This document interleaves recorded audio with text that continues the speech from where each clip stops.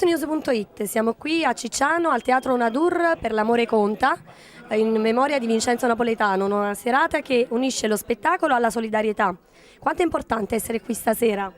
Allora, per me innanzitutto buonasera a tutti.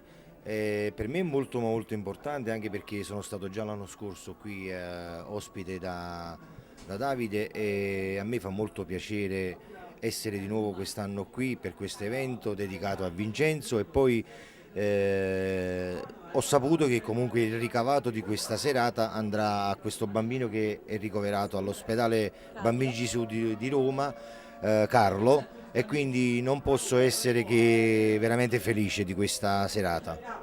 Gli artisti quindi hanno modo di donare il proprio talento per giusta causa. Ma per forza deve essere per una giusta causa perché io vengo da un'esperienza molto positiva, tra cui sono un papà che ha un figlio trapiantato di fegato e stasera si esibirà qua insieme con noi, l'ho portato qui stasera perché lui fa danza ed è campione internazionale, lui è la sua ballerina di latinoamericano, quindi lo vedremo stasera proprio per dare un messaggio che chi soffre di qualsiasi sia la patologia può continuare comunque a vivere perché ci deve credere. Aspettiamo di vederlo quindi. Nel frattempo facciamo un saluto a tutti i lettori di Street News.